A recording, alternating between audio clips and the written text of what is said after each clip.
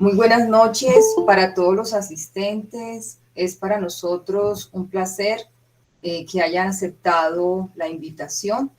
En nombre de la Universidad del Bosque, de la Facultad de Psicología y de su decano, el doctor Juan Javier Vesgas, le damos un cordial saludo de bienvenida.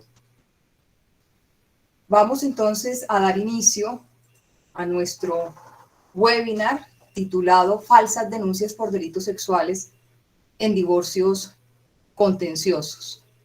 Las falsas denuncias representan una dificultad para los sistemas legales, especialmente en Colombia. Identificar equivocaciones en delitos tan delicados como lo son los de carácter sexual pueden generar falsos positivos y falsos negativos que implican condenar personas inocentes o liberar personas culpables.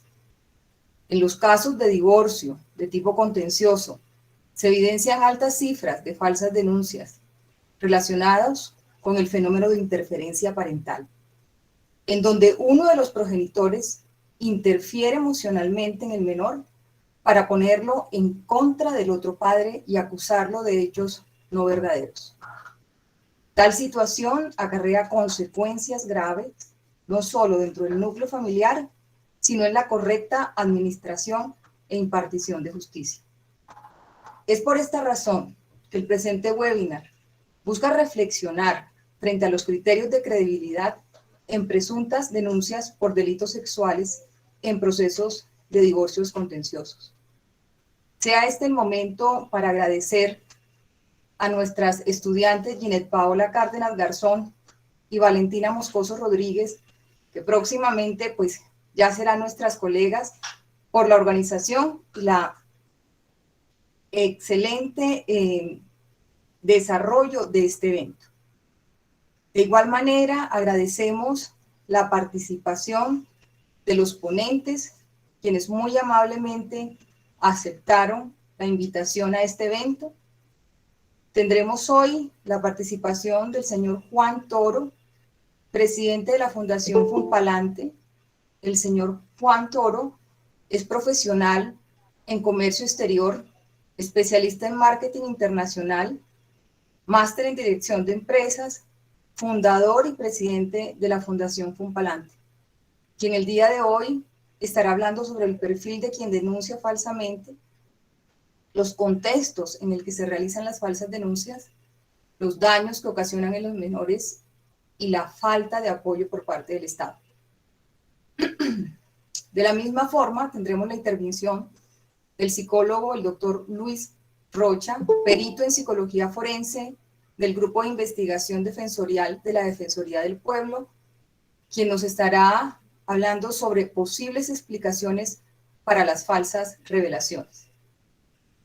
De igual forma, le damos la bienvenida al abogado doctor Andrés Cadena, director de litigios en Esguerra Asesores Jurídicos, quien nos estará hablando sobre la interferencia parental en Colombia de cara al Código Penal. Tendremos la intervención de la psicóloga doctora Erika Mayorga, presidente de la Asociación Colombiana de Justicia Terapéutica, miembro del listado de peritos del Colegio Colombiano de Psicólogos, quien nos estará compartiendo su intervención sobre la elevada conflictividad parental como foco de falsas denuncias. Y finalmente, y no menos importante, agradecemos la participación de la doctora Gloria Egea. La doctora Gloria es directora de la especialización en Criminología y Psicología Forense Aplicada de la Universidad Simón Bolívar, sede Barranquilla, quien nos estará hablando sobre delitos sexuales y testimonio infantil, avances técnicos y científicos. Bienvenidos todas y todas, todos y todas, perdón, y esperamos que este evento sea de su total aceptación. Tendremos un espacio de preguntas y de cierre que desde ya están cordialmente invitados a través del chat ir enviando sus preguntas después de cada una de las intervenciones. A los ponentes les recordamos que la intervención está planeada para 12 minutos, con 2 minutos más de reposición en caso de requerirlos. Cuando se cumplan los 10 minutos, les estaremos enviando un mensaje recorderis del tiempo restante. Muchísimas gracias y damos inicio con la intervención del señor Juan Toro, presidente de la Fundación Funpalante. Señor Juan, adelante, el micrófono es de usted. Muy buenas tardes, muy buenas noches ya. Muchas gracias, doctora Alexa, y a todo el equipo de la Universidad del Bosque por la invitación. En nombre de nuestra Fundación Funpalante, pues es un verdadero placer poderlos acompañar en esta jornada. Así que reitero el agradecimiento en nombre de todo el equipo. Bienvenido. Gracias.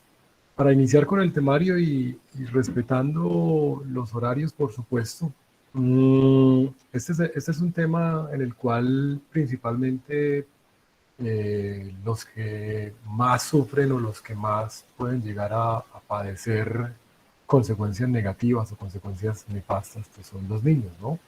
Los niños que están alejados injustamente de uno de sus progenitores. El primer punto que queremos tocar es el perfil de quien denuncia falsamente, haciendo hincapié, por supuesto, que aquí estamos hablando en nombre de miles de padres y madres, hijos, abuelos, abuelas, tías, tíos, de personas que sufren o que viven estas situaciones. Este perfil de las personas que pueden llegar a cometer estas falsas acusaciones, pues usualmente, no es que sea regla de tres simple y que siempre se cumpla, pero usualmente vemos que son personas que vienen con un antecedente familiar tóxico, con un antecedente personal tóxico. ¿Qué significa esto?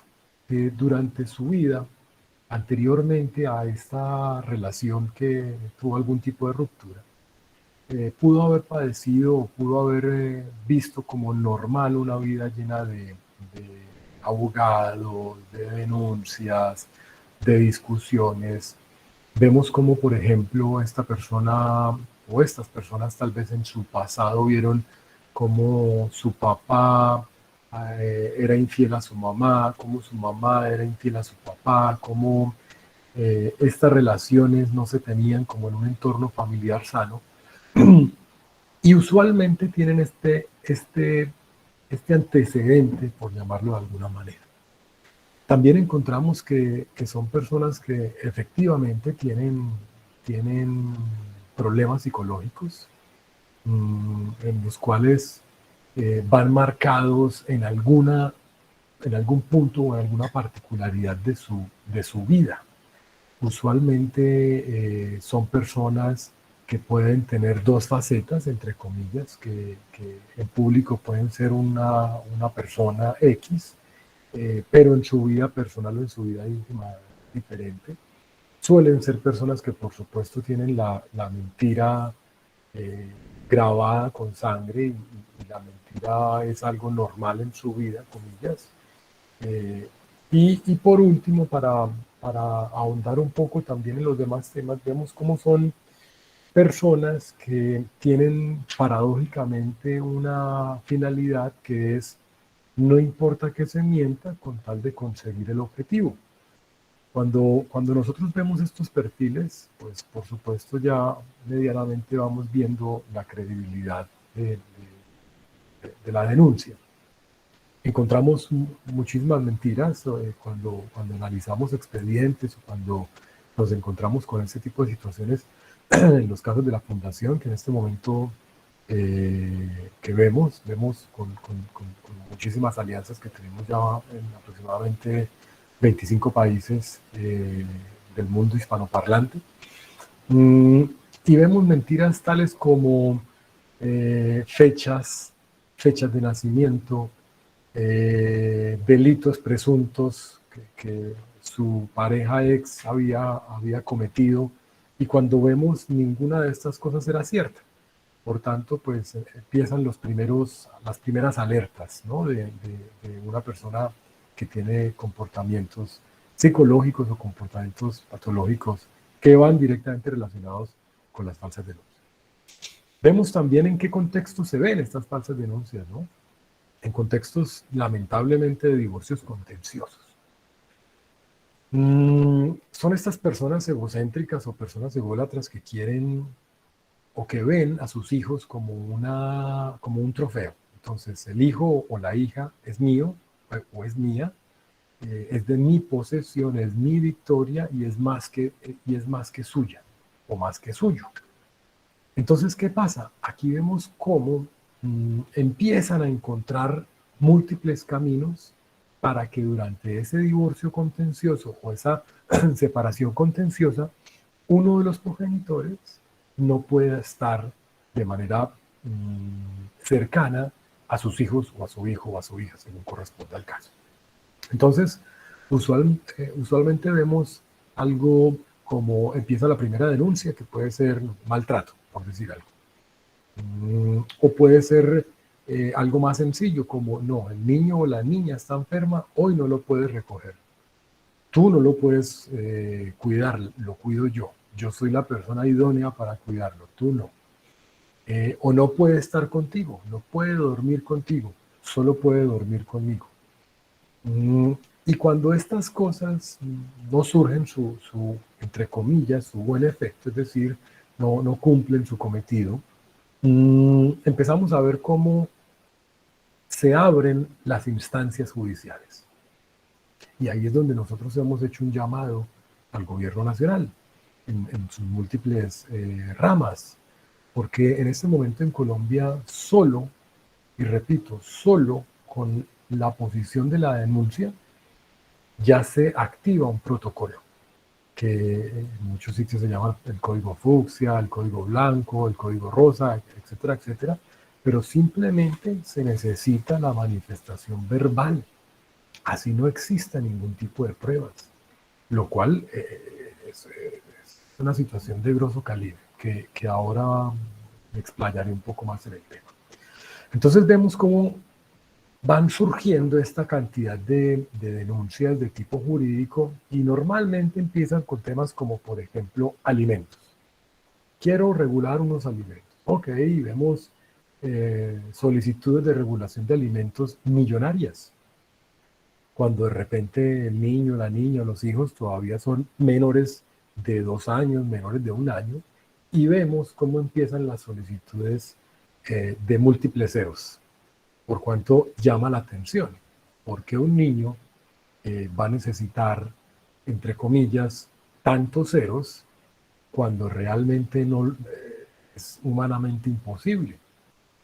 Cuando ese cometido no llega, la regulación de alimentos, y la otra parte dice, no, pero pues, sí, paguemos, y hay que pagar, por supuesto, y quien tenga pues un poco más de poder adquisitivo, pues pagará un poco más, pero por supuesto no ese montón de dinero que usted me está pidiendo. Y ese cometido no llega, pues pasa al tema de presuntos delitos. Normalmente empiezan con las violencias intrafamiliares. Que la violencia intrafamiliar también simplemente con la mera manifestación verbal, se activa lo que es inicialmente en una comisaría de familia, la comisaría de familia de manera casi que obligatoria, por no decirlo que obligatoria, oficia y abre el expediente y pasa directamente a la Fiscalía General de la Nación. Es decir, así no hubiese nunca existido, repito, así no hubiese habido nunca y no hubiese existido ningún tipo de violencia, ya logran el cometido de alejar a los hijos. Porque ya esa persona empieza a estar, entre comillas, investigada y ya tiene un cartel en la frente de presunto agresor.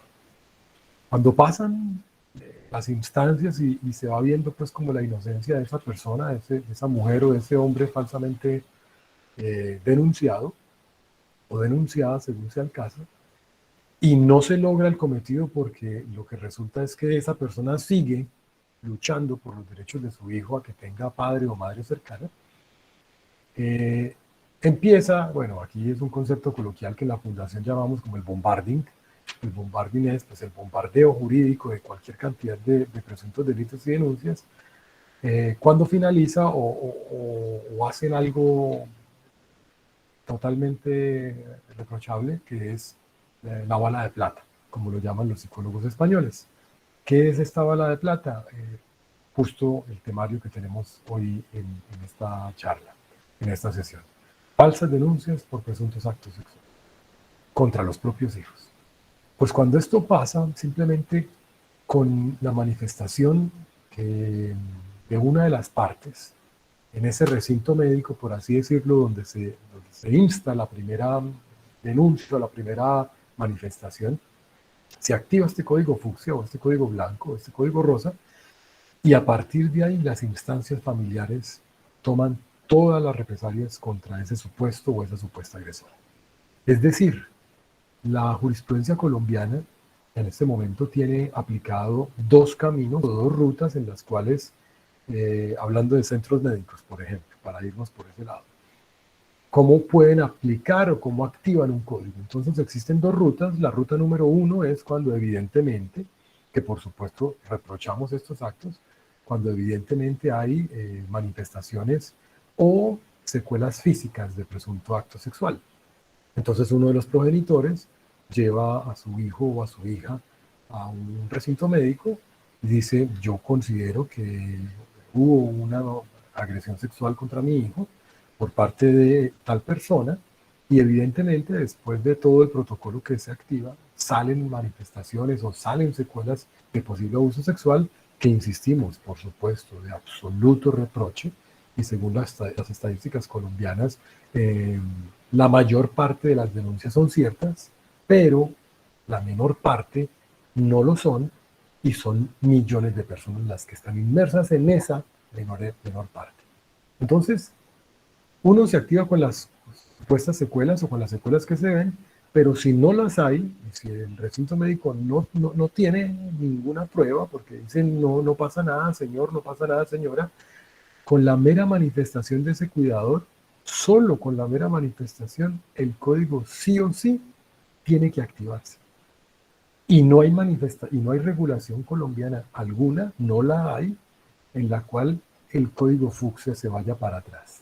Es decir, el código se activa y empieza todo el protocolo de investigación de un presunto acto sexual a esa persona, a ese progenitor o a esa progenitora.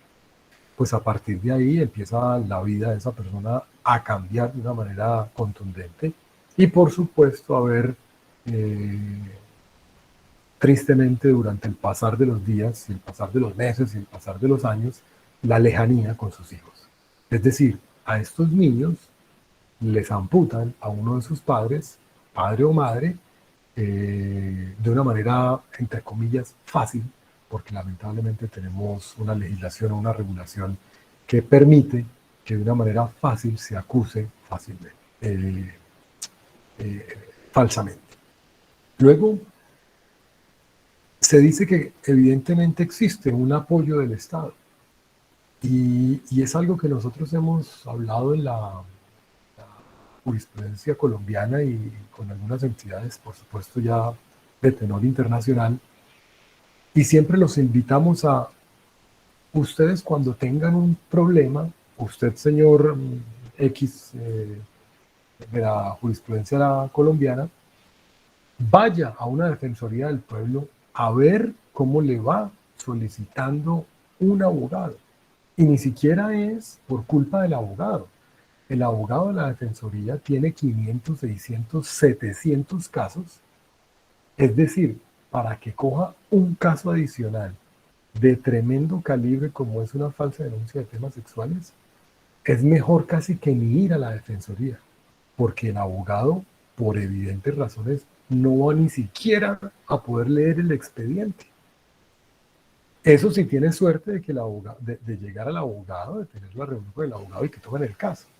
Entonces, a partir de ahí se torna una situación bastante complicada, y además de todo, hemos visto cómo uno de los derechos que deberían prevalecer según los tratados internacionales que tenemos. Perfecto, Valentina, 2 minutos, gracias. De los tratados internacionales que tenemos firmados, la presunción de inocencia es gravemente vulnerada. La presunción de inocencia indica que hasta que usted no sea supuestamente condenado en primera, segunda instancia, y que su presunto delito sea real, acusado y juzgado, a usted lo deben tratar como un inocente, porque existe la presunción de inocencia. Pues aquí ponemos 3 puntos suspensivos muy grandes, porque esa situación realmente no pasa. Y lo decimos con todo respeto, por supuesto, pero con toda vehemencia también.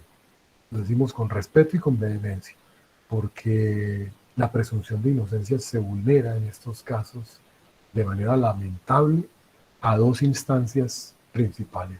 Uno, al hijo o a la hija o a la hija, y 2, al padre o a la madre. Porque a uno le quitan y le amputan de su vida a ese progenitor y al otro le amputan de su vida al hijo o hija que le han separado injustamente. Luego, bueno, para finalizar, realmente nosotros quisiéramos hacer un llamado a que este tipo de situaciones las deberíamos seguir viralizando o visibilizando para que la sociedad se ponga la mano en el corazón y diga, esto le puede pasar a mi hijo, esto le puede pasar a mi hija. Esto no es un tema que solo pasa, no sé, en China, en Japón, en otros sitios lejanos a mi casa, lejanos a mi familia. Esto nos puede pasar a cualquiera. Y a eso nosotros le llamamos legado. Estamos luchando para poblar una carretera que en este momento se encuentra en estado deplorable, precisamente para que el día de mañana, si Dios no lo permita o Dios no quiera, le pasa algo similar a nuestros hijos, encuentren una carretera muchísimo más despejada de la que hoy día se vive en países como Colombia. Y pues realmente a eso le llamamos legado. Ese es el granito de arena que nosotros estamos aportando desde la fundación.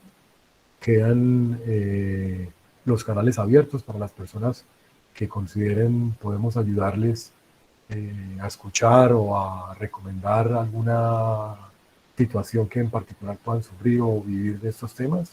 Nuestro correo electrónico info@pumpalante.org y en todas las redes sociales nos encontramos como @pumpalante. Nuevamente muy agradecido con la Universidad del Bosque por la invitación.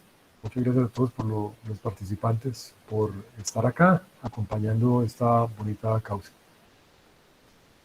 Muchas gracias, señor Juan Toro, por su intervención, con unos planteamientos sumamente interesantes.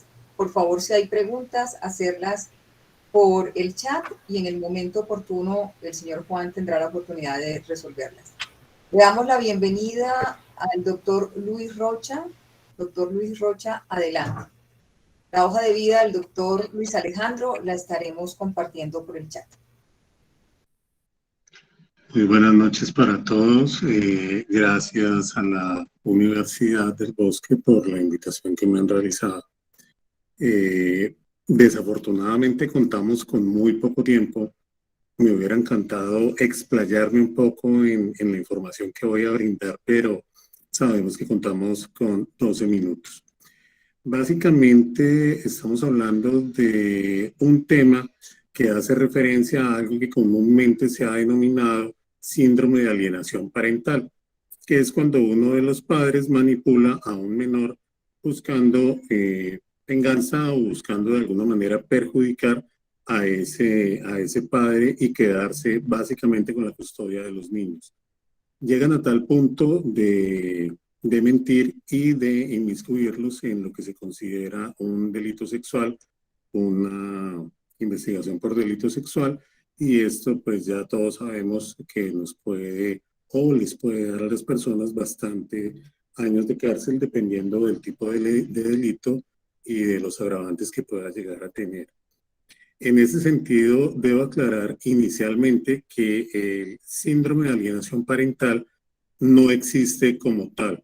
Es un concepto que se ha venido acuñando desde hace mucho tiempo, pero si ustedes lo buscan en los manuales de diagnóstico DSM-5, 6, 11, nunca lo van a encontrar porque no se ha podido sustentar estadísticamente hablando. Por lo tanto, no existe como tal.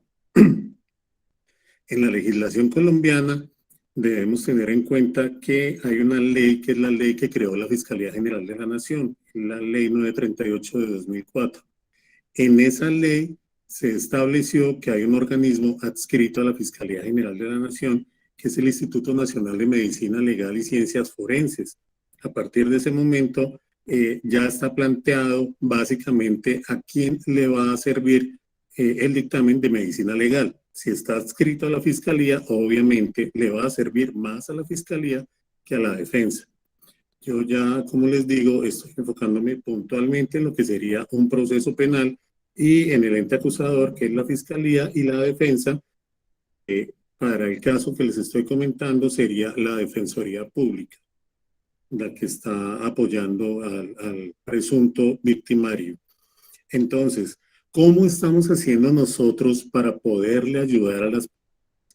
Básicamente, lo primero que hacemos cuando se trata de una investigación es tener en cuenta que el psicólogo forense de la Defensoría no es única y exclusivamente un perito. El psicólogo de la defensa debe ser un investigador y la investigación de un delito sexual se debe realizar de manera integral. Debe ser un equipo de trabajo generalmente coordinado por el defensor público y de ahí hace una solicitud al grupo de investigación donde obviamente hay un psicólogo, generalmente hay un médico y hay un investigador. Pero nosotros tenemos un equipo interdisciplinario que tiene muchas más áreas que nos van a permitir apoyar este tipo de investigaciones. Vuelvo y aclaro, el psicólogo es un investigador más. Nosotros no tenemos la corbatica ni la coronita especial para ser única y exclusivamente peritos psicólogos. Entonces, ¿qué hacemos nosotros inicialmente? Sugerirle al señor defensor público que a todas las entrevistas que se hacen por parte del investigador, es decir, esas labores investigativas que hace el investigador de la defensa, se trate de ubicar cuál sería la causal para hacer esta falsa denuncia. Es decir, si hay un interés económico, si hay un interés emocional, moral, en perjudicar a la otra persona, y eso ya nos puede dar luces de cómo empezar a enfocar la investigación. Sin embargo, les comentaba yo al inicio de la presentación que la Ley 938 de 2004 le dio la autonomía o le dio más bien la creación al Instituto Nacional de Medicina Legal y Ciencias Forenses. Hasta este momento, el único organismo en Colombia que tiene la facultad de generar línea técnica frente a cómo se desarrollan actividades de psiquiatría y psicología en cuanto a delitos sexuales es medicina legal. ¿Desde dónde surge eso? De la Ley 938 de 2004. No hay otras leyes posteriores que en este momento le den facultad a ningún otro organismo o a ninguna otra entidad para que ellos generen línea técnica de cómo se debe hacer un peritaje en Colombia en psicología y en psiquiatría. Dentro de esa actividad, esa condición que se le brindó al Instituto Nacional de Medicina Legal y Ciencias Forenses, y acá es donde viene algo que me parece fundamental para que tengan en cuenta, se generaron unos protocolos y unas guías para la realización de pericias psiquiátricas o psicológicas forenses en niños, niñas y adolescentes presuntas víctimas de delitos sexuales. Estas guías están en su versión número 1, las encuentran con disponibilidad total en la página del Instituto Nacional de Medicina Legal cuando acceden a las guías que están disponibles. Esta es la guía número 9. Como les digo, esta guía es complementaria de un protocolo de evaluación que sacó Medicina Legal. Y acá es donde viene la parte más interesante. Esta versión número 1 que está vigente desde febrero del 2010 a la fecha, tiene en su página número 44, ¿sí? En su página número 44 tiene un acápite, un anexo que se llama Posibles explicaciones para falsas revelaciones de abuso. ¿Eso qué quiere decir, señoras y señores?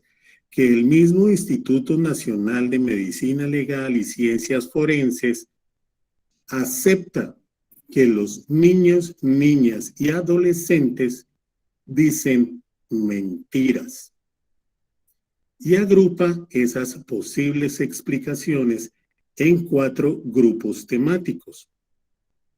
Para que entendamos esto, tenemos que tener en cuenta algo.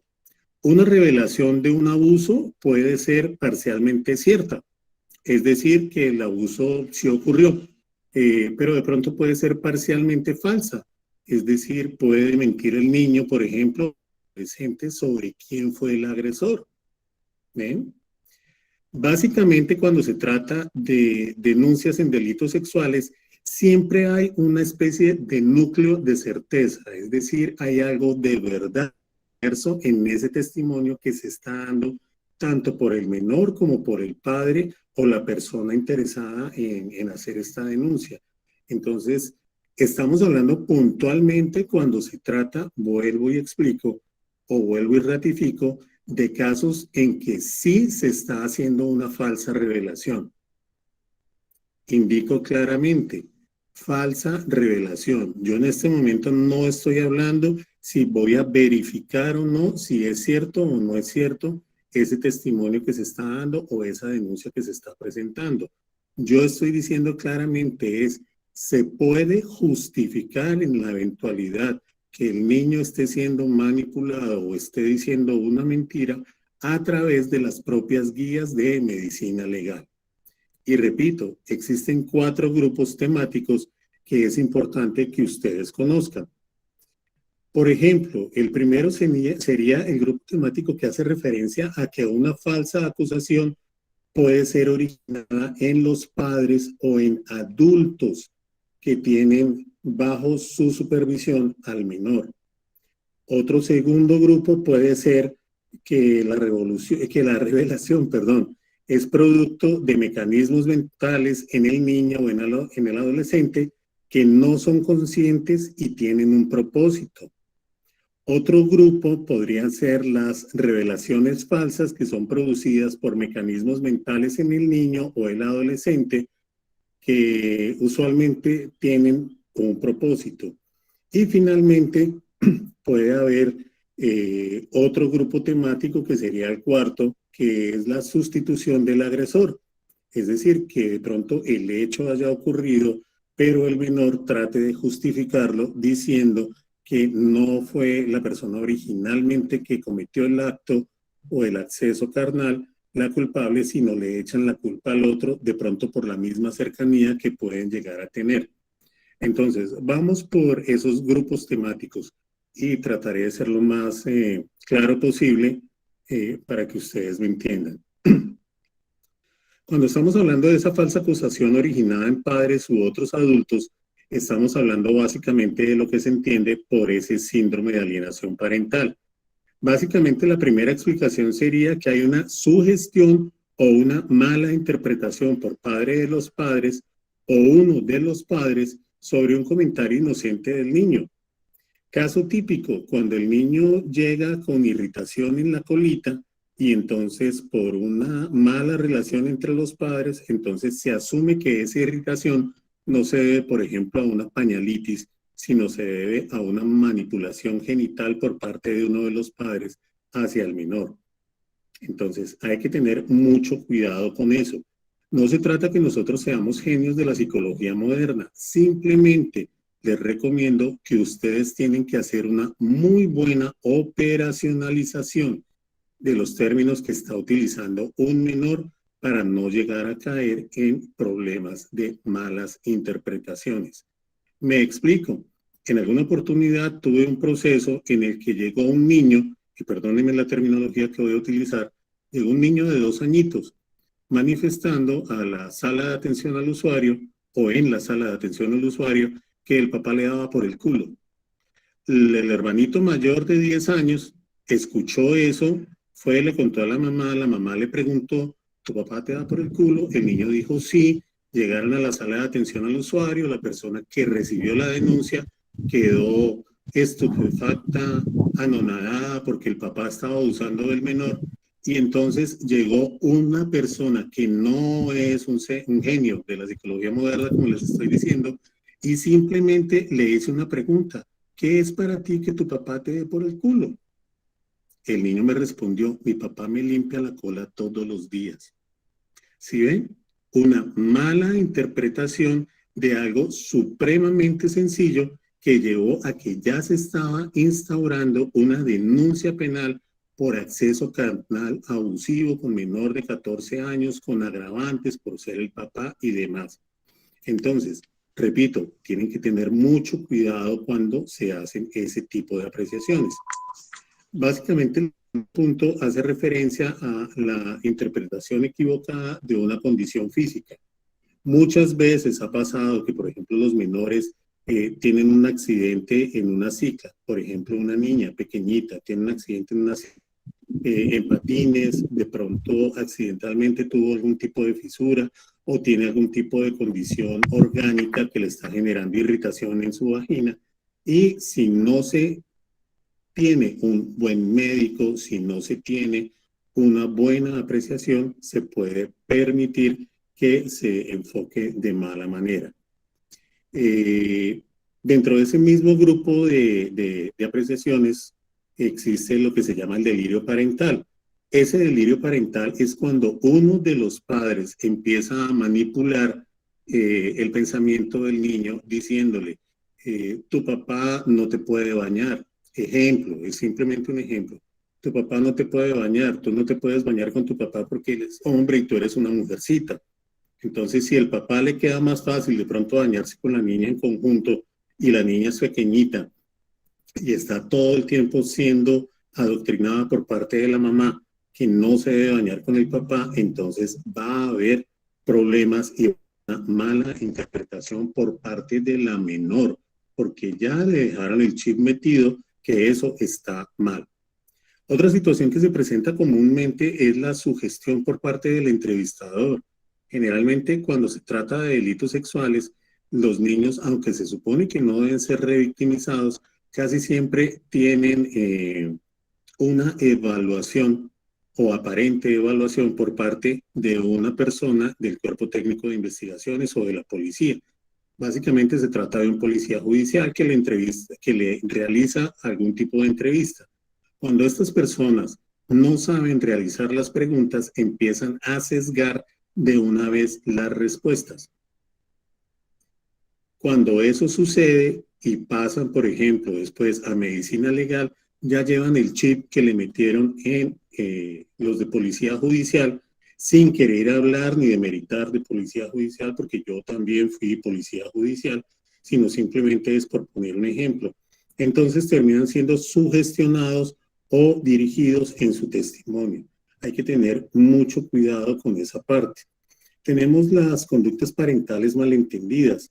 Eso eso que mencionaba el expositor anterior.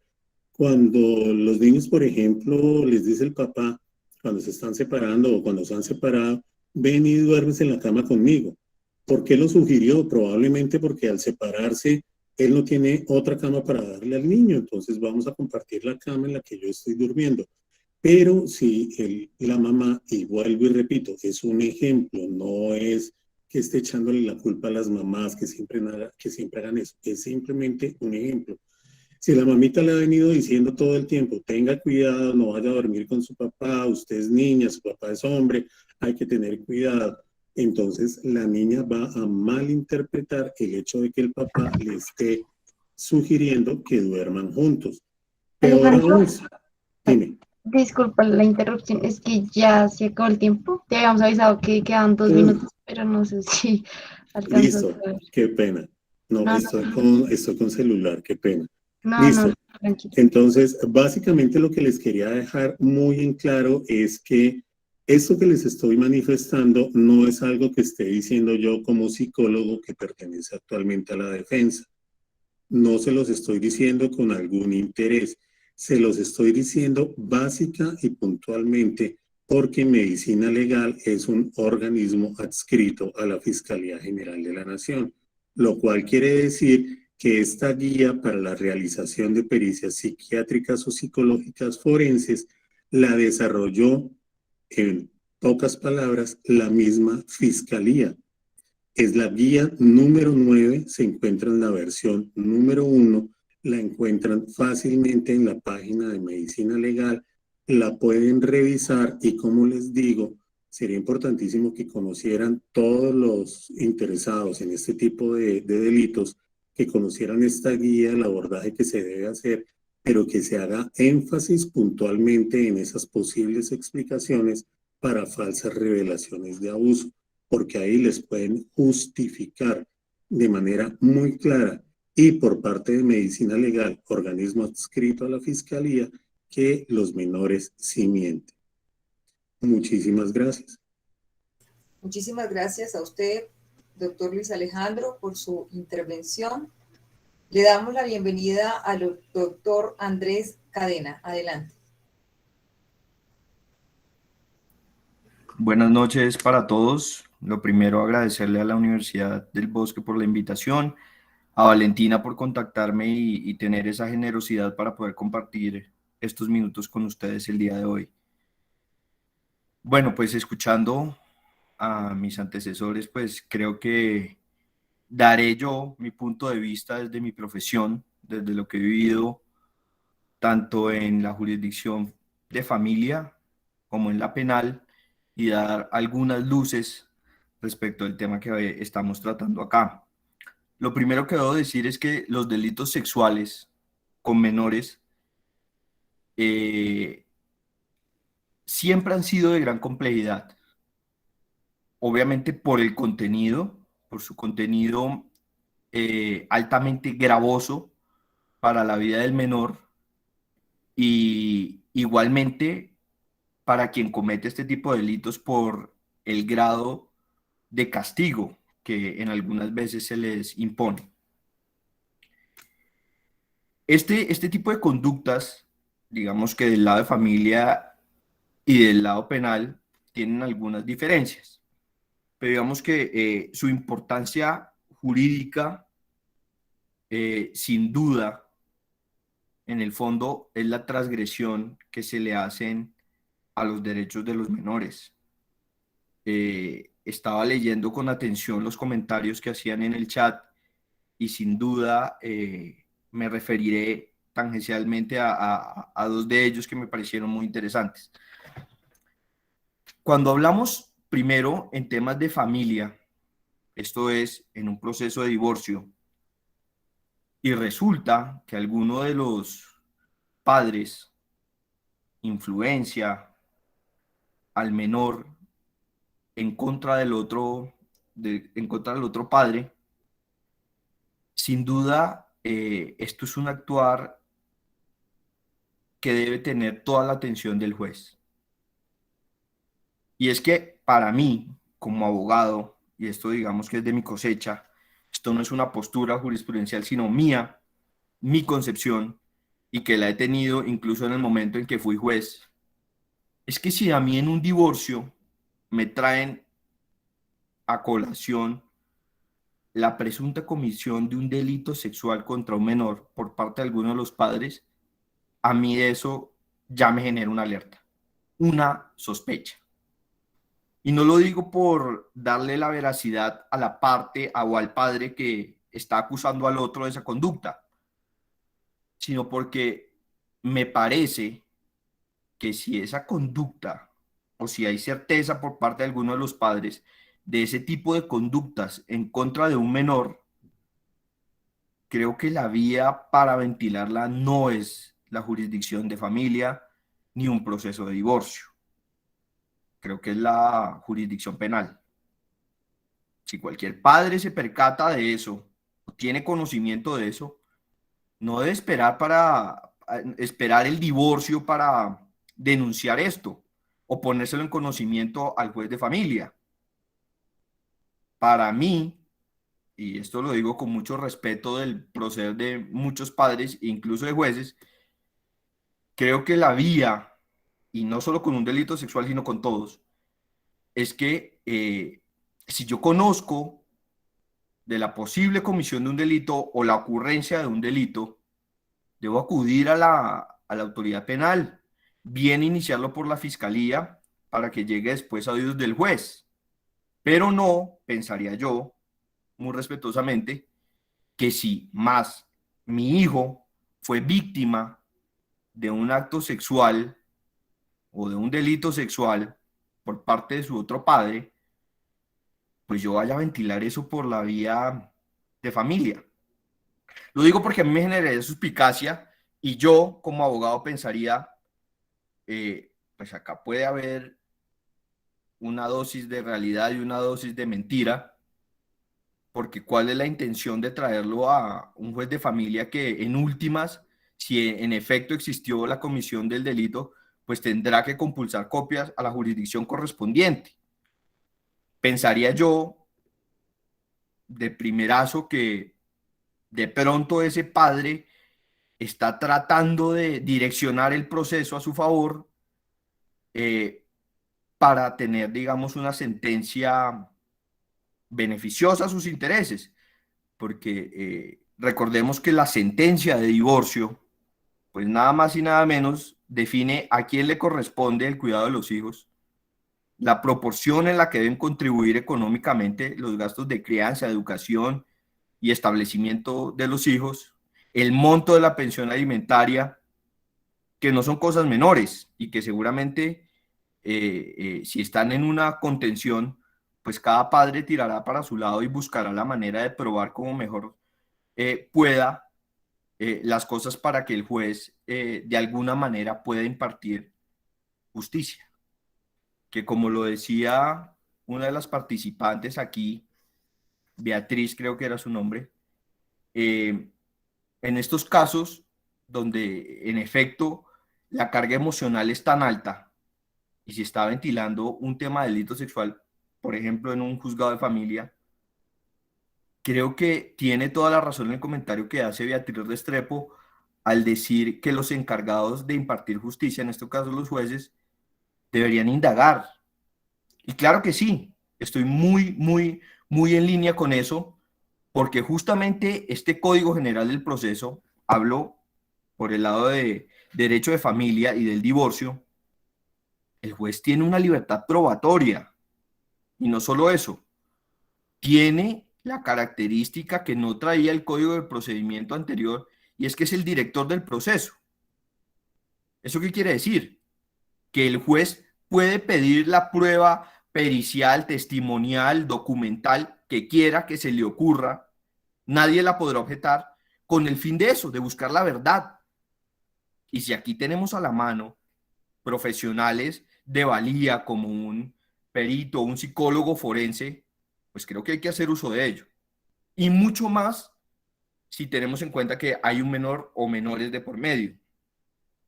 Porque es importante resaltar que esto sí, vía jurisprudencia de la Corte Constitucional y la Constitución, nada más y nada menos, le da una especial protección al menor, al interés del menor.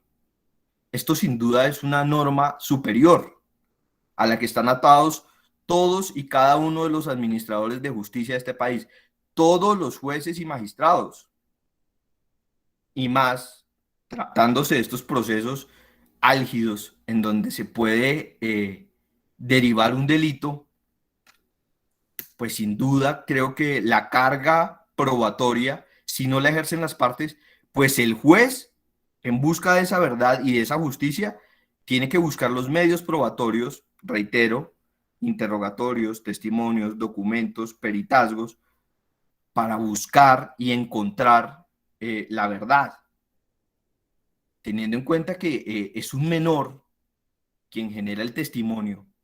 Y si hablamos, en efecto, de una alineación o de una influencia o de una interferencia por parte de uno de los padres en la espontaneidad que debería tener el testimonio del menor, pues sin duda las personas calificadas, considero yo, en este caso, un psicólogo forense que tiene la técnica para entender, para preguntar, para auscultar este tipo de situaciones, pues son los llamados a intervenir, por ejemplo, en esos procesos de familia, para mirar si estamos frente a una verdad del menor o a una verdad montada por el papá o por la mamá.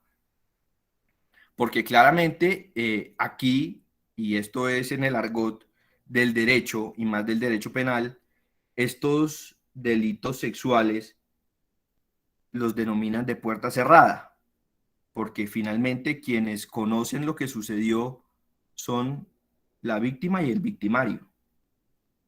Ellos son los que conocen qué sucedió y si sucedió. Es por ello que el trabajo para lograr extraer esa verdad, pues no es sencillo. Y si uno se guiara por la simple declaración de una de las partes, pues no creo que estaría del todo bien. Y para eso hay que llamarse y acudir a los expertos y obviamente a los juicios de sana crítica que todos los jueces deben tener al momento de fallar, en este caso, los procesos de divorcio. Esto por el lado de familia. Como les decía, y entendiendo que las personas que tienen conocimiento de un delito, y más aún si es un delito tan cercano, con alguien tan cercano, creo que la medida es acudir a la jurisdicción penal, que es la jurisdicción natural para ventilar este tipo de situaciones y no la de familia. Y lo digo porque sencillamente, como no tenemos un delito autónomo sobre este hecho, donde la influencia de alguno de los padres genere los impactos en un proceso, pues sin duda es necesario que en la jurisdicción penal, que es donde se manejan los delitos que podrían derivarse o acompasar lo que haya dicho la declaración del menor, esto es, si bien el delito, como lo dijeron anteriormente, no está tipificado, no hay un delito que pueda castigar de forma directa la influencia de un padre en el testimonio del menor sobre la comisión de un delito sexual sobre su otro padre. Sin duda, lo que va a derivar es la comisión de otros delitos. Por ejemplo, la injuria. Por ejemplo, la calumnia. Por ejemplo, la falsa denuncia. En eso, digamos, como no tenemos esa legislación ahorita que permita tener la tipificación de estos hechos, pues seguramente en la jurisdicción penal esto se va a convertir de acuerdo a cómo haya sido la declaración del menor, y si se encuentra suficientemente sustentada, pues se mirará si es una injuria, si es una calumnia o si es una falsa denuncia. La calumnia claramente está atada a la comisión de un delito y la injuria a un tema que agreda la dignidad o deshonre a la persona. Pues que claramente es una línea muy delgada y seguramente entre lo que se debate en la jurisdicción de familia o lo que se debate en la jurisdicción penal, pues vamos a hacer una mezcla de delitos que no va a estar clara. Pero a manera de conclusión, y lo que yo les quería compartir, es que la jurisdicción de familia no creo que sea la vía para ventilar este tipo de delitos sexuales, y su proposición dentro de un proceso de divorcio me parece absolutamente sospechosa, y en caso de que llegare, el juez debe soportarse y acudir a profesionales y a técnicos para poder sacar avante no solo ese testimonio, sino el proceso de divorcio con las consecuencias que pueda conllevar esa nulidad, pero sobre todo la declaración del menor. Por el lado de lo penal, pues que obviamente se derivará de la declaración del menor, mirar en qué delito se encuadra esa conducta. Si en efecto es un delito sexual, si en efecto, por el contrario, fue una injuria, fue una calumnia, una falsa denuncia, que considero yo es el hábitat natural de este tipo de acciones, y no la jurisdicción de familia, que debe ocuparse de otros temas, pero que en caso de que llegaren a su conocimiento, deben tener las herramientas y con la libertad que tienen los jueces con estas codificaciones, tanto en la penal como en la civil y de familia, pues creo que no se han hecho uso de las mismas para llegar a sentencias o a procesos mucho más justos, mucho más adecuados, que respondan obviamente a una necesidad de una sociedad tan golpeada como la colombiana, y que seguramente, si bien se está trayendo este tipo de temas, es porque cada vez este tipo de influencias negativas o falsas pues se están incrementando, y creo que es un punto de alerta para nuestros jueces, para nuestros abogados, y sobre todo rodearse de un grupo interdisciplinar que pues permita asegurar no solo los derechos de los menores, sino de los derechos procesales que les son propios a los padres en el caso de los divorcios, o a las víctimas y victimarios dentro del proceso penal. Quisiera darle las gracias por permitirme compartir estos minutos y pues presentarles estas consideraciones de manera muy respetuosa, y agradecerles nuevamente a la universidad y a Valentina por permitirme participar. Doctor Andrés Felipe, muchísimas gracias por su intervención. Le damos la bienvenida a Erika Mayorga. Adelante, doctora Erika. Muy buenas noches a todos. Bueno, pues antes que nada me uno a los agradecimientos a la universidad por la invitación que nos hace, y pues en este caso en particular a la doctora Alexa Rodríguez por haberme extendido esa invitación para poder compartir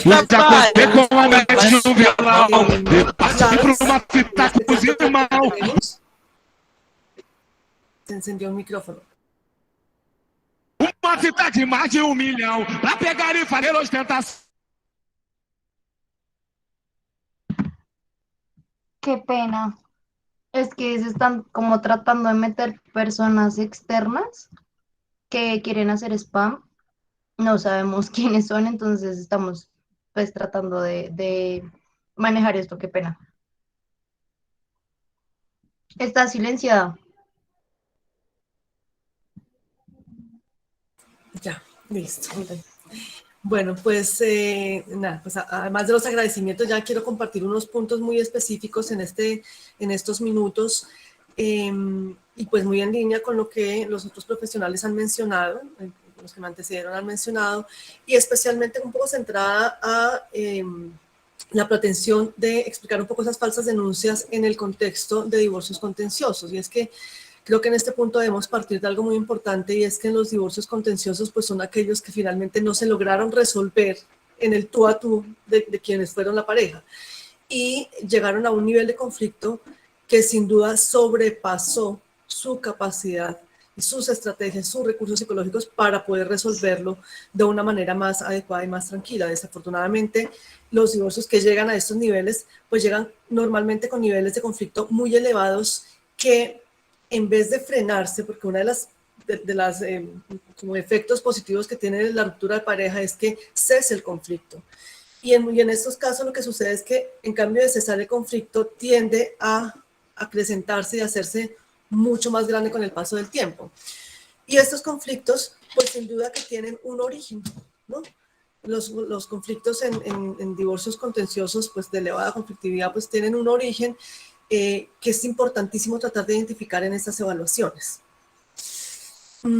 Yo creo y parto de la buena fe de que nadie se levanta diciendo hoy quiero interponer una falsa denuncia, sino que es el resultado y la materialización del cúmulo de un conflicto muy elevado que lleva al uso de estrategias inadecuadas que finalmente lo que buscan es ir en contra de alguien, ¿no?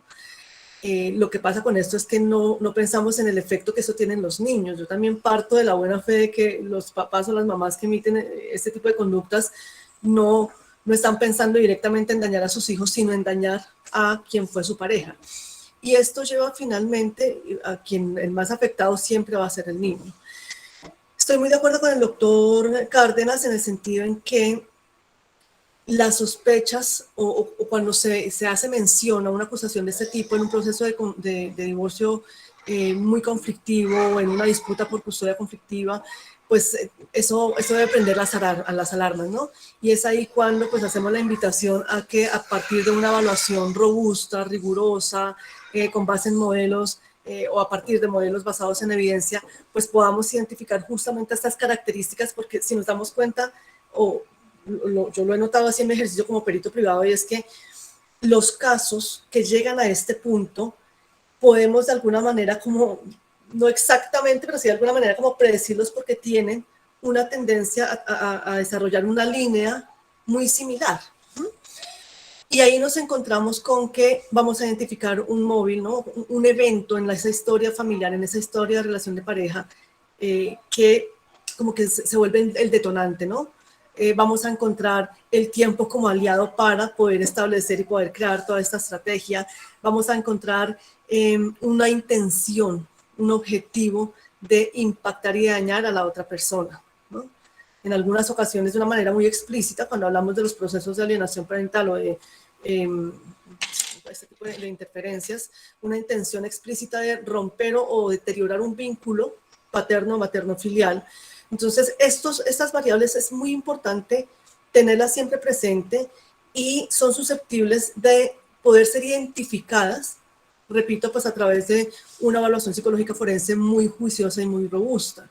No con ello y no con la pretensión de, como algunos mencionan, de diagnosticar un síndrome de alienación parental, porque también, como ya fue mencionado atrás, los avances y la línea de investigación en este tema ya ha dejado claro que no es un síndrome, es una forma de maltrato infantil, es una forma de violencia intrafamiliar, ¿sí? Y eso también ya está más que sustentado, ¿no?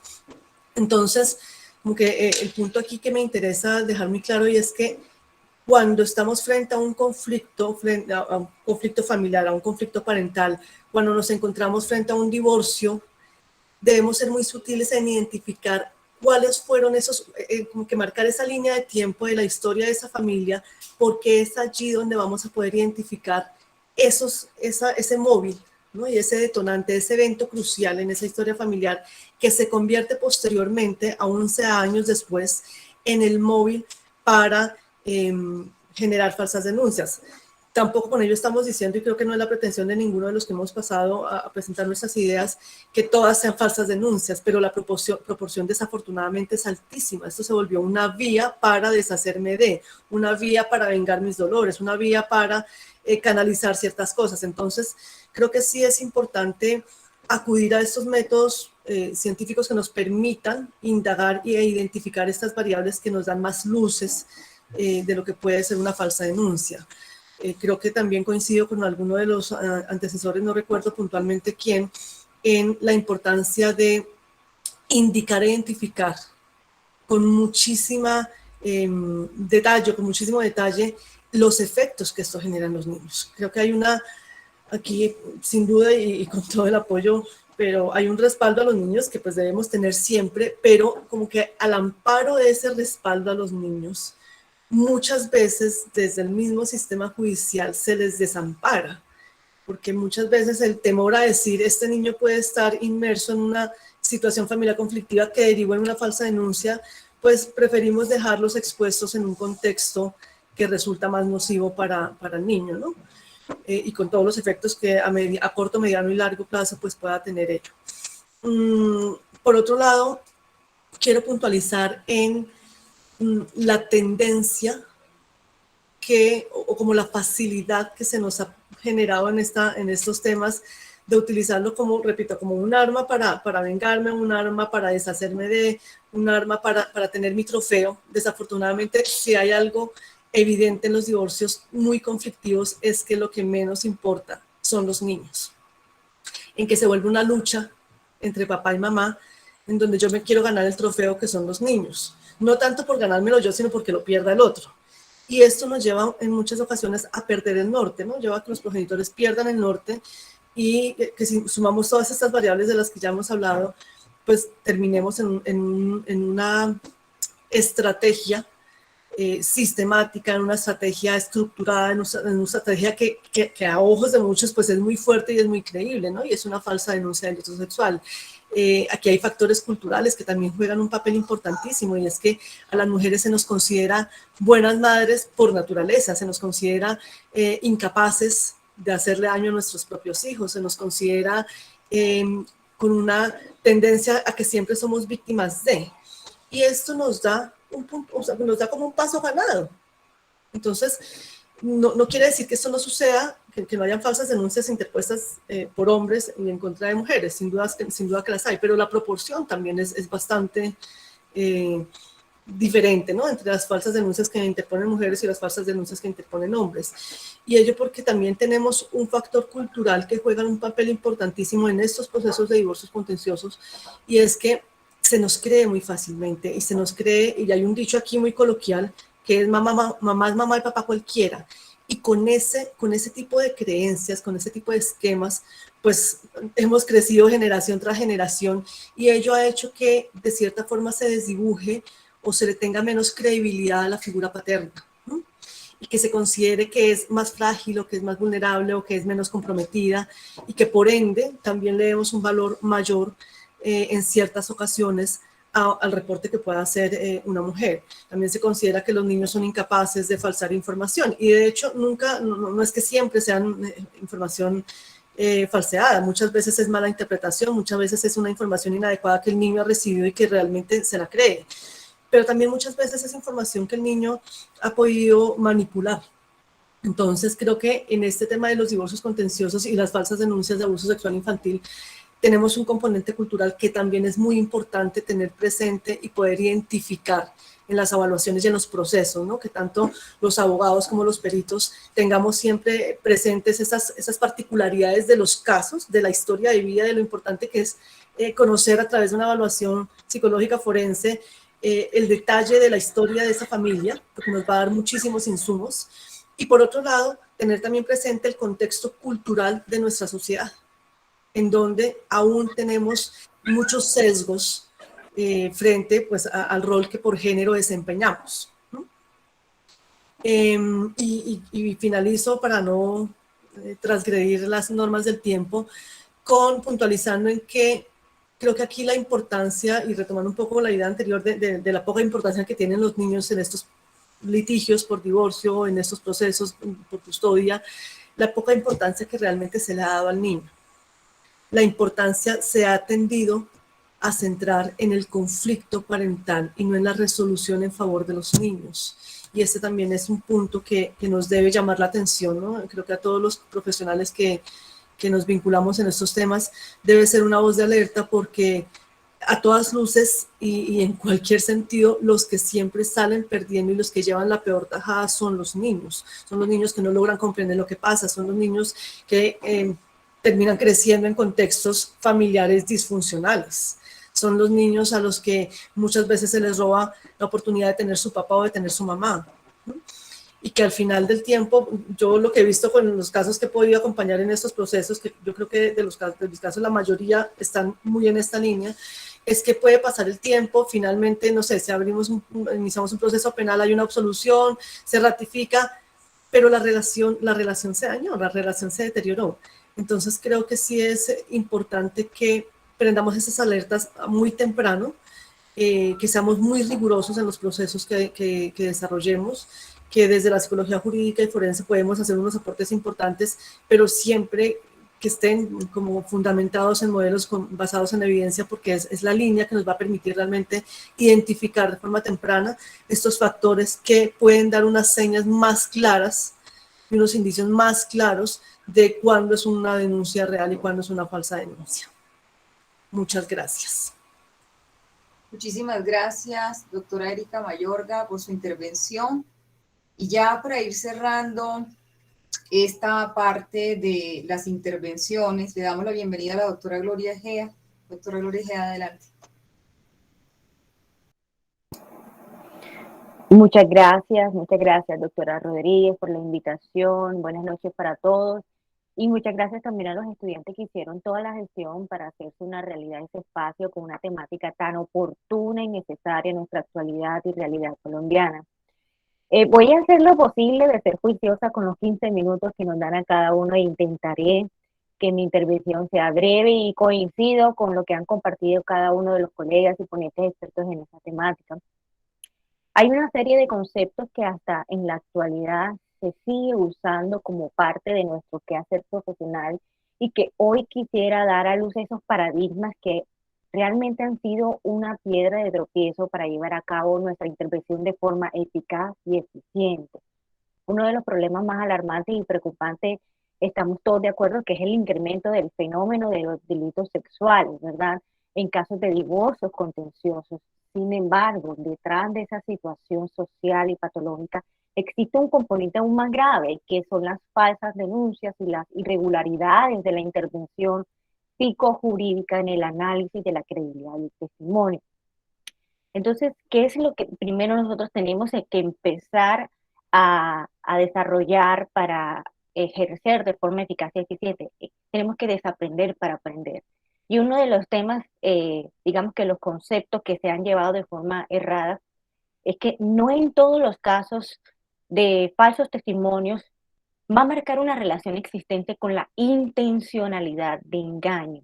A mí me encanta una frase que dio Garrido y Massip hace mucho tiempo, en el año 2004, si no estoy mal, y me encanta citarlo cada vez que pueda, y es que no todos los casos que se denuncian son reales, todos estamos de acuerdo con eso, pero también que no todas las denuncias de casos que no son reales se hacen malintencionadamente. Es claro que a menudo las alegaciones que son falsas o no fundamentadas por algunas razones, ¿verdad? Pero puede corresponder a una declaración falsa, e incluso en ocasiones puede llegar ese niño, en el caso de los niños que hacen en medio de estos divorcios contenciosos, llegar a fabular o inventar una experiencia abusiva, pero como consecuencia de problemas psicológicos o psicopatológicos. Pero hay algo más interesante. Recuerdo que autores que estudian mucho en eso, como Conklin y Scott, han encontrado que pueden darse el caso de que un niño relate un hecho falso por un error de interpretación, no solamente de él, como lo han dicho los otros colegas, sino también de las personas de su entorno, ¿verdad? Y ese es un tema que no podemos dejarlo a un lado. Y también puede deberse por la contaminación no intencional de sus recuerdos, creando entonces posteriormente un falso recuerdo y falsas memorias. Ahora bien, es posible que tenemos enfrente un caso de un niño que efectivamente está siendo víctima, ¿verdad?, de algún tipo de delito sexual o de maltrato infantil y que lo podemos identificar. Pero es muy importante que no podemos interpretar inmediatamente que lo que clínicamente encontramos como rasgos propios de una víctima de delito sexual, lo vayamos enseguida a asumir que efectivamente entonces la persona es víctima. Está comprobado también con varios estudios científicos que ahorita voy a ahondar, que realmente la sintomatología clínica que encuentran, ¿verdad?, en delitos sexuales son muy similares a las víctimas de maltrato físico como de otras índoles de maltrato infantil. Entonces hay que tener mucho cuidado de no solamente quedarnos con ello. Entonces, no todos los que presentan sintomatologías clínicas son propiamente de un abuso sexual, aunque sean características comúnmente encontradas en la víctima. Me explico.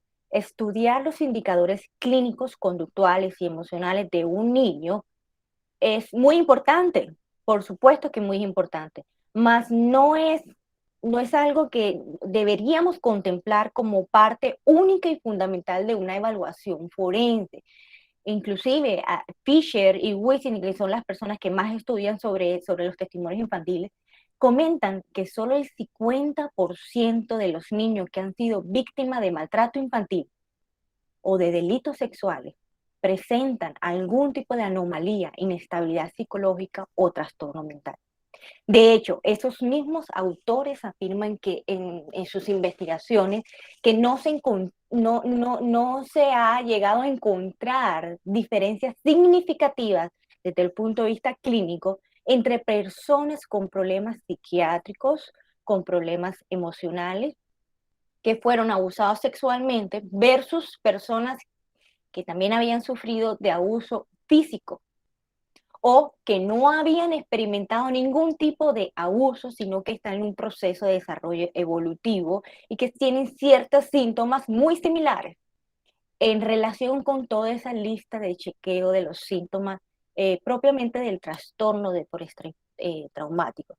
Entonces, es un tema que quisiera dejarlo como esta reflexión y inquietarlos en eso, que no nos podemos quedar solamente en ello. De hecho, desde el punto de vista psicológico, se hace necesario entender que el testimonio de un niño va a tener componentes, como lo dijo ahora la doctora, va a tener componentes morales, culturales, estereotipos, juicios, hasta componentes emocionales que van a influenciar en la forma como relata su experiencia, la cual como resultado puede llegar a ser confundido y malinterpretado por el evaluador, que quizás no conoce el impacto o no hay suficiente, digamos, que soporte para poder evaluar el impacto que trae toda esa serie de factores psicológicos y neuropsicológicos en un testimonio. Un niño puede tener ciertas referencias conceptuales sobre la paternidad, sobre la funcionalidad familiar o sobre las pautas de crianza que no son acordes a los principios legales, morales o de salud psicológica. Por ejemplo, un niño puede creer que los tocamientos sexuales que recibe por parte de su progenitor es una manifestación afectiva, más no un abuso sexual. Un niño puede percibir aceptable y común en la familia que su padre maltrate a su madre, porque es parte como de la autoridad en la casa, porque es lo que ha aprendido en su entorno. Un niño puede creer que el trabajo infantil no es un maltrato, sino por el contrario es una responsabilidad. Y así podemos ver que definitivamente no podemos dejar a un lado las referencias conceptuales que tienen esos niños y cómo puede interferir en el testimonio. Y no es que esté mintiendo, no es que esté ocultando, no es que esté cambiando, digamos que su testimonio, es que tenemos que también mirar a su alrededor cuáles son los otros factores que nosotros debemos evaluar. Definitivamente, a su vez, todo testimonio debe evaluarse de acuerdo a sus capacidades cognitivas y lingüísticas. Yo creo que todos los que hemos tenido la experiencia en trabajar con los niños, sabemos que uno de los retos más desafiantes para un entrevistador jurídico es obtener por parte de un niño suficiente cantidad de detalles de un caso, a pesar de las limitaciones pues, lingüísticas, narrativas que poseen al momento de transmitir un recuerdo, bien sea vivido, bien sea fabricado, sugestionado, inventado. Entonces, ¿qué pasa? Si un entrevistador utiliza preguntas cerradas o dirigidas, las respuestas de los niños van a ser cortas, de pocas palabras, con poca cantidad de detalles, y muy probablemente serán respuestas sugestionadas e inducidas, por supuesto, sin la intención de llevarlas a cabo. O si un entrevistador utiliza preguntas muy abiertas, también está el riesgo de que los niños describan información muy generalizada, superficial, o respondan con información no acorde al caso jurídico en estudio. Entonces, todo eso puede pasar si un entrevistador no tiene la conciencia del conocimiento especializado sobre el testimonio infantil en un caso de divorcios contenciosos, si estamos llamando a un presunto víctima de delitos sexuales, ¿verdad? Uno de los aspectos más importantes a tener en cuenta entonces es conocer si la capacidad lingüística de un niño puede o no influir en la evaluación de credibilidad del testimonio. Inclusive pueden presentarse situaciones donde el entrevistador observe que dos niños de la misma edad, aún los adultos, pueden tener diferencias en sus habilidades comunicativas y lingüísticas, pero cabe resaltar que se ha comprobado también que estas habilidades lingüísticas no es a causa de una alteración cognitiva, sino más bien depende de una estimulación que recibe ese niño en el entorno social, de las interacciones del niño con sus progenitores, de la competencia inclusive comunicativa de los adultos. Por tanto, pueden presentarse casos de niños que tengan la dificultad para expresar verbalmente un recuerdo sobre una experiencia vivida, pero no por alteraciones o dificultades cognitivas, no porque quiera ocultar, no porque quiera mentir, sino por la falta de estimulación social en el lenguaje. Entonces, cuando no tenemos suficiente conciencia sobre ese tema y aún no, digamos que podríamos llegar a ser una piedra de tropiezo durante el proceso jurídico para que de verdad sea una intervención eficaz y eficiente. También recuerdo que es muy importante también, a propósito de lo que estoy hablando, que está comprobado científicamente que hay una gran responsabilidad por parte de nosotros, los que trabajamos en esos casos para la confiabilidad de un testimonio infantil. Sin darnos cuenta, y ya lo he visto con varios colegas, sin darnos cuenta podemos llegar a utilizar la confrontación emocional, a las preguntas inducidas o subjetivas en ese afán de querer tener una respuesta, de evocar una información falsa con tal de manipular y obtener esa información que uno quiere. Definitivamente son factores que pueden afectar significativamente la memoria de ese niño que está hablando. En la actualidad se ha demostrado también la gran facilidad de inducir o sugestionar, no estoy hablando de los niños, sino en las personas generales, en suministrar un relato sobre ciertas escenas que son falsas de una situación o que simplemente nunca ocurrieron en el evento como tal. Entonces, ese testimonio falso no siempre se va a dar con una intención de ocultar o de mentir, sino aún por una mala intervención por parte de nosotros al momento de obtener ese testimonio, ¿verdad? No todas las denuncias, también quiero resaltar que no todas las denuncias de delitos sexuales en medio de un divorcio contencioso son falsas. Si realmente fuéramos conscientes de ello, aquí mientras que me escuche dirán, pues por supuesto, no todas son falsas. Pero si realmente fuéramos conscientes de ello, no tendríamos por qué tener como una posición de predisposición, ¿sí? Sino por el contrario, siempre apostando a la objetividad. Ahí está un hilo delgaditico de cómo estamos nosotros interviniendo. El deber de todo profesional de las ciencias jurídicas y sociales que busca, listo ya, 2 minutos, voy a tratar de acelerar. De las ciencias jurídicas y sociales que busca siempre aliarse con la justicia, siempre es intervenir según la ciencia y no dejarnos confiar según lo que yo he experimentado, lo que yo he vivido en mi labor. Solo de esta manera es que vamos a evitar, vamos a tener menos riesgo de falsos positivos, ¿verdad? Solo de esta manera. Y saben, hay estudios que revelan que los entrevistadores a menudo confiamos en nuestra capacidad de detección de engaño a través de la identificación de comportamientos como la aversión a la mirada, como evitar contacto visual, como que la persona lo vemos inquieto, nervioso, o que da unas respuestas incoherentes y expresiones faciales, siendo como si fueran indicativos de que alguien está mintiendo. Pero allí es donde podemos caer en el error de Otelo, que consiste en la interpretación sobre los indicadores comportamentales no verbales o verbales, como si fueran parte de simulación o de un engaño cuando estos pueden realmente ser parte por una carga emocional o cognitiva.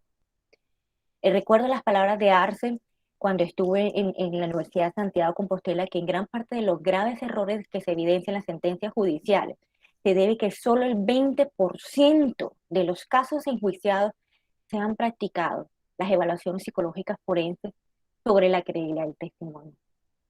No es un misterio, la memoria tiene sus imperfecciones, tenemos que tenerlo en cuenta. Si es en la vida cotidiana, se nos olvida si tomamos las pastillas o no, si cerramos bien la puerta o no.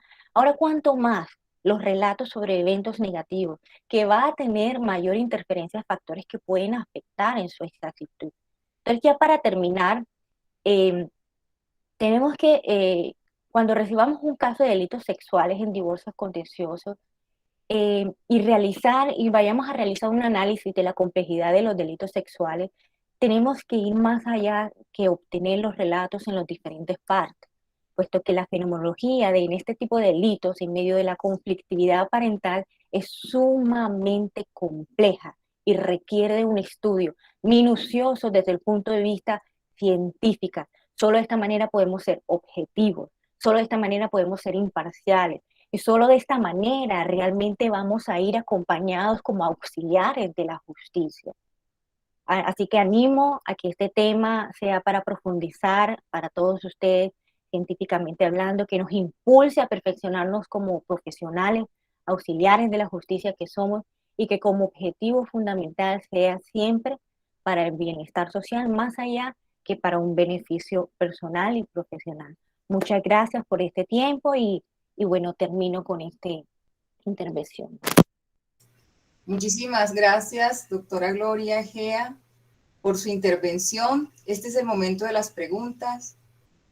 Por favor, a través del chat pueden hacer el envío de estas o más bien indicar a cuál de los ponentes van a realizar su pregunta. Ahí en el chat, creo que quedó arriba, John Jairo Rubio pregunta: en el contexto educativo se ven muchos presuntos casos de abuso sexual y la recomendación es siempre creerle al menor. ¿Cómo el psicólogo escolar puede discernir o actuar de manera correcta si se intuyen falsas acusaciones? No sé cuál de los ponentes quisiera responder la pregunta.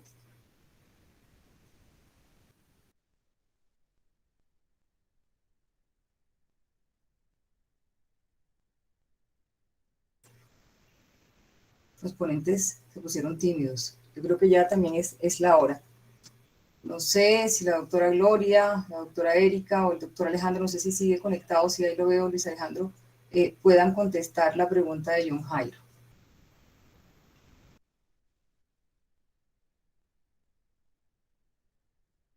¿Cuáles son las recomendaciones que ustedes le darían a los psicólogos que están en contextos educativos cuando tienen conocimiento de una presunta acusación por delitos sexuales, pero que consideran que puede ser una falsa denuncia? Yo creo que en este punto, como que mi invitación primera es a que sean cuidadosos, especialmente en el momento de dejarse llevar por todas estas creencias culturales y sociales que nos acompañan durante muchas décadas, ¿no? Esto de que los niños no mienten, de que las mamás tampoco mienten, sin descuidar. A los niños cuando dan avisos de algo, pues son voces alerta, ¿no? De ojo, ojo, SOS, algo puede estar pasando, se debe indagar. Pero se debe indagar no quiere decir que se establezca un nexo causal inequívoco y ya de entrada, ¿qué encontramos o qué he encontrado yo en mi ejercicio profesional muy frecuente por parte de los colegios? Y es que hay cierta sintomatología que relacionan de manera casi inequívoca con este tipo de delitos. Entonces, si un niño hace un dibujo de esta manera, si un niño tiene un juego de esta manera, claro, son indicadores importantes que no podemos pasar por alto, pero no son exclusivos o no se desarrollan de manera exclusiva por una situación de victimización por abuso sexual. Esto puede deberse a que los niños tienen acceso a múltiples fuentes de información, a que, no sé, vieron por casualidad y por mala coincidencia, vieron al papá con la novia o a la mamá con el novio. Eso no es infrecuente, esto sucede mucho en las familias, desafortunadamente, que también es responsabilidad de los padres proteger ciertos escenarios. Pero sucede, los niños ahora tienen acceso a través de internet a toda la información que quieran y de esto aprenden a su manera e interpretan a su manera. Entonces creo que mi llamado principal es a que sean cuidadosos y a que aunque identifiquen ciertas características o ciertos signos que llamen la atención, no establezcan de manera inequívoca una relación, porque sí es muy peligroso atrevernos a dar un concepto, atrevernos a establecer esa relación sin tener un insumo suficiente. no podríamos pedirles tampoco que hagan una evaluación porque no es competencia suya, porque no tienen, en la mayoría de los casos, pues que los psicólogos que están en los colegios tienen una especialidad diferente, entonces no tampoco tienen las herramientas adecuadas para hacer un proceso de evaluación juicioso. Sí que indaguen, yo creo que es importante indagar en la medida de las posibilidades a profundidad en ciertos temas y ser muy cautos en reposar la información sin dejarse permear por los sesgos que puedan tener a nivel personal y profesional. Muchísimas gracias, doctora Erika. Carlos Eduardo Peña nos dice: la ausencia de presunción de inocencia, el debido proceso y el no considerar que la custodia compartida es lo más adecuado en procesos de separación salpicados con una denuncia, ¿no es acaso una clara demostración que definimos como un Estado de Derecho? ¿Es una falacia? ¿Esto no incentiva acaso la ausencia de ética en casos tan delicados como los que afectan a nuestros niños? No sé si el doctor Andrés esté por allí conectado, que nos pueda ayudar con esta pregunta, o bueno, alguien más de los expositores.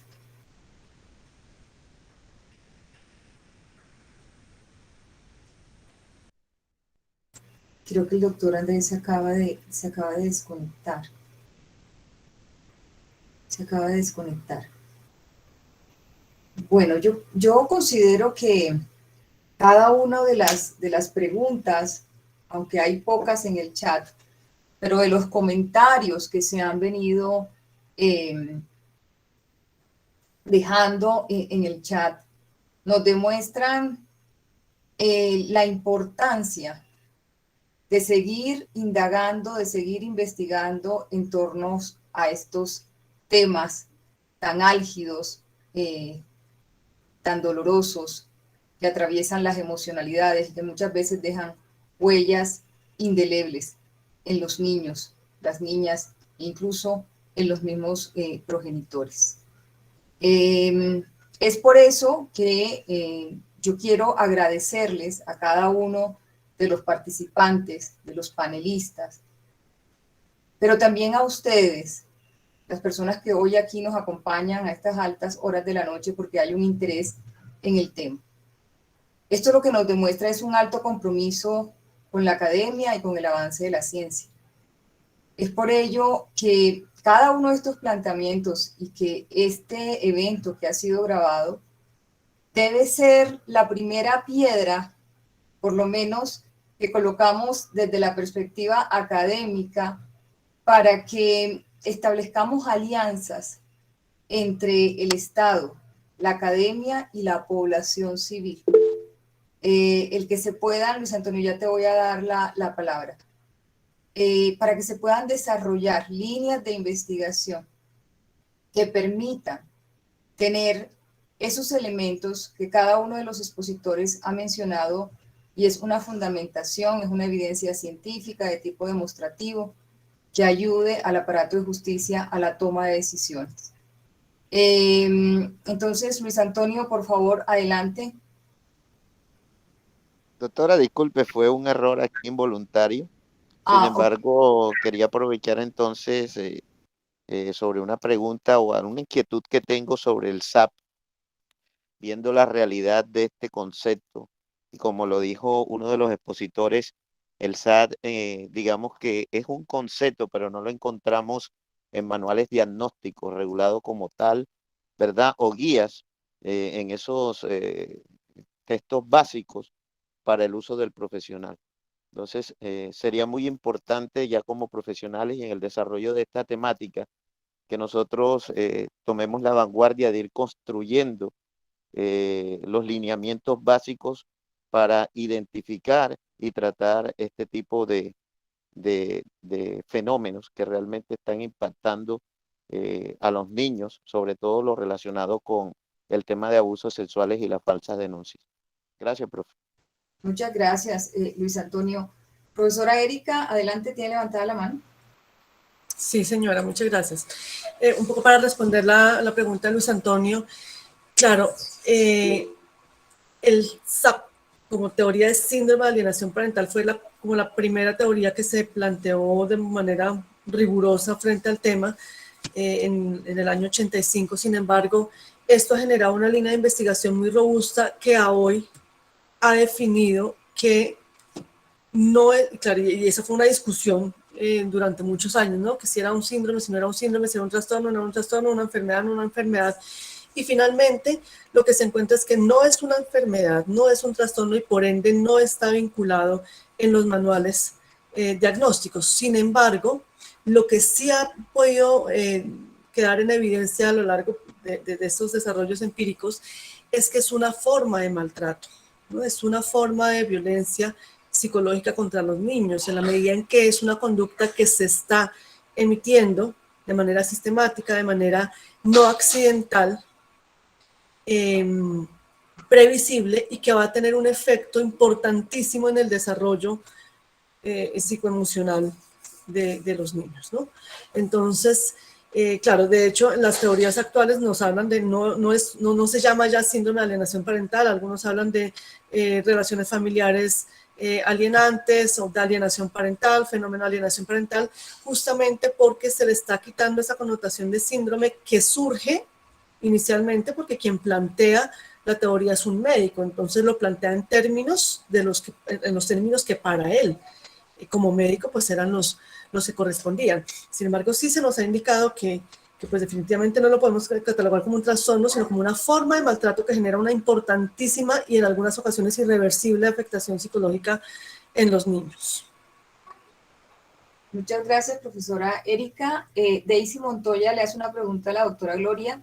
En un caso de falsa denuncia, donde las entidades no han dictaminado la prohibición de que el padre se pueda comunicar con su hijo, ¿cómo recomienda abordar estas comunicaciones con el hijo, donde se sabe que la madre influencia la mente del menor? ¿Cómo el padre puede luchar para deshacer esa falsa historia de supuesto abuso? Ok, una muy buena pregunta, Daisy. Es un tema que claro que a todos nos preocupa. Enseguida es cómo intervenir, ¿verdad? Eso es una pregunta que no solamente va dirigido hacia las personas que hacen parte dentro del entorno de la conflictividad parental, sino también a nosotros, los profesionales, cómo podemos también nosotros apoyar, intervenir de forma correcta. Y yo no sé si ustedes lo han escuchado. Hay una perspectiva muy bonita que han apostado desde España, de un protocolo que dio Francisca Fariña sobre la justicia terapéutica en casos de conflictos o divorcios contenciosos, la cual asume de alguna forma que los procesos judiciales de familia requieren que por parte de todos los agentes jurídicos tomen un abordaje sensible al estado psicoemocional en el que se encuentran cada uno, incluyendo los niños y los progenitores, para que el proceso sea un proceso de lo más terapéutico posible. O sea, con esa guía y técnica que nos da de la justicia terapéutica, dirige los procesos de divorcio a procedimientos de mediación, y apuesta porque va acompañada, ¿verdad?, con programas de apoyo psicoeducativo específicos para estas familias que están luchando en esos casos como lo que usted está comentando, Daisy. Eso es algo muy común, ¿verdad? Es muy común que algunos de los progenitores buscan la forma de hacerle daño al otro progenitor, como lo dijo ahorita la doctora Erika, más allá de hacerle daño al niño, que realmente no es su intención, aunque es lo que más está realizando, lo que está buscando es hacerle daño es al otro progenitor. Entonces la justicia terapéutica invita a que esos progenitores lleguen a un proceso de apoyo psicoeducativo. La animo a que investigue un poco más sobre la justicia terapéutica y sé que va a poder tener mayor respuesta sobre eso. Muchísimas gracias, profesora Gloria. El señor Juan tenía levantada la mano y con eso ya vamos dando finalización al evento para pasar a las conclusiones. Señor Juan, adelante.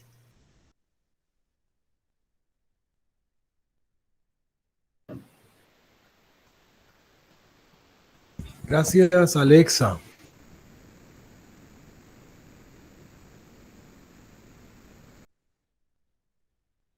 Adelante, lo escuchamos. Simplemente era ahondar en la respuesta que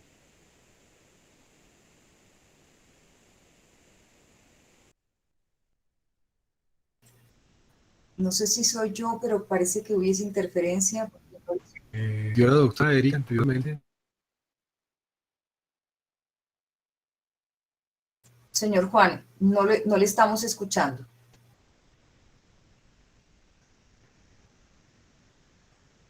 No le estamos escuchando. Mientras el señor Juan restablece sus temas de conexión, le damos el paso a Valentina y a Ginette. No tiene dificultades porque no hay audio. Señor. No le estamos escuchando, señor Juan. Hay mucha interferencia. Mejor dicho, toda, porque no le escuchamos. Adelante, Valentina y Ginette, por favor. Bueno, sacamos varias conclusiones de este webinar de cada una de las intervenciones de los exponentes. La primera conclusión es que el síndrome de alienación parental es cuando uno de los padres... Y sí, por supuesto, hoy día hablar de síndrome de alienación parental pues realmente es, si bien puede llamarse alienación parental sin el síndrome, alienación parental, enajenación parental, obstrucción parental, padrectomía, etcétera, etcétera, etcétera. Porque si nos vamos realmente a lo que dice la Real Academia de la Lengua Española, obstrucción es una lengua catalogada desde historia patria.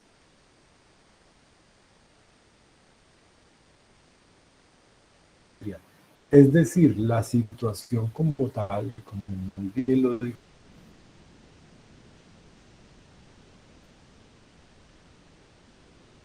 Señor Juan, no le estamos escuchando. No le estamos escuchando. Doctora Rodríguez, si me permite, pues sugiero que lo llamen y le comente, porque yo creo que más bien le está llegando su mensaje tarde. Si ya lo estamos contactando por el interno. A ver.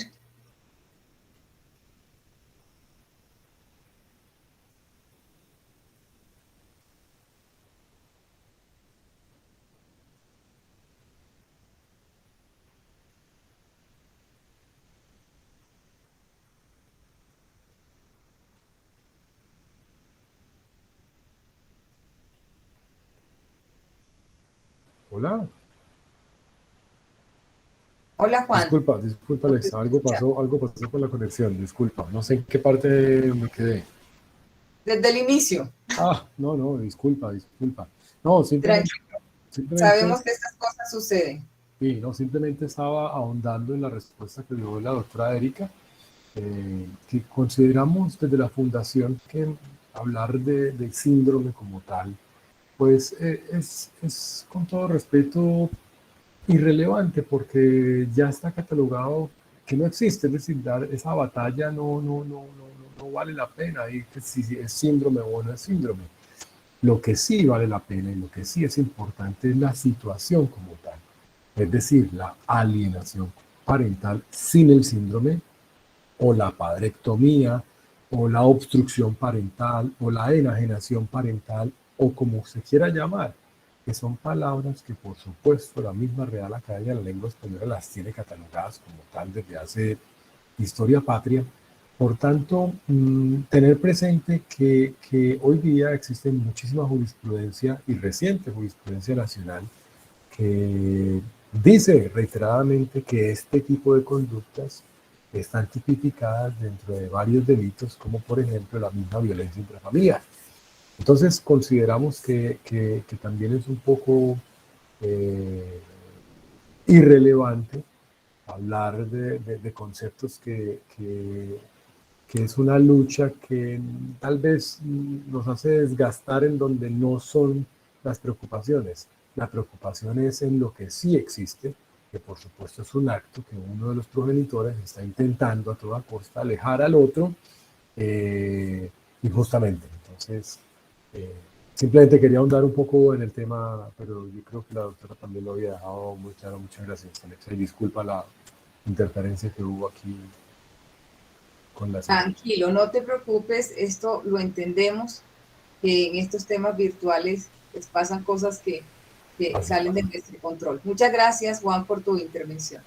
Le damos paso a Valentina y a Ginette, por favor, para presentar las conclusiones. Listo. Bueno, como comentaba, la primera conclusión es que el síndrome de alienación parental, en el que uno de los padres usa al menor para ponerlo en contra del otro padre con el fin de quedarse con la custodia del niño, a pesar de aún no ser considerado como un síndrome en el contexto penal y en psicología, como lo mencionaron anteriormente algunos expositores, es una forma de maltrato y de abuso infantil. Otra de las conclusiones que podemos encontrar es que la actividad del psicólogo forense debe también ser investigativa, como lo habían dicho anteriormente, pues debe seguir las guías y protocolos que se imponen para el peritaje en el caso de abuso sexual de un menor de edad, teniendo en cuenta que también la importancia de la preparación y el correcto abordaje por parte del psicólogo, quien debe explorar el contexto en toda la amplitud de la denuncia, basándose en evidencias y teorías rigurosamente. Otra conclusión que encontramos es que existen diversos factores que pueden afectar la veracidad del testimonio de un menor de edad, como por ejemplo sugestiones por parte del investigador, falsas acusaciones por parte del padre, errores en la interpretación, no solo por parte del niño, sino también del entorno, lo que llamamos falsas memorias, problemas psicológicos o psiquiátricos del menor, diferencias individuales, como por ejemplo habilidades lingüísticas o memoria, como lo mencionaba la doctora Gloria, entre otros.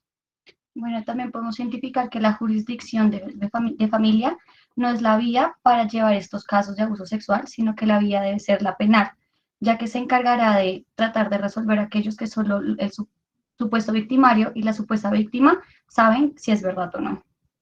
Y por último, también digamos que este espacio nos invita a ser más conscientes y digamos que a divulgar un poco más sobre este tema y la importancia de este tema, ya que en realidad pues es algo que pasa en el país, de lo que poco se habla y de lo que poco se sabe, pero acarrea grandes consecuencias.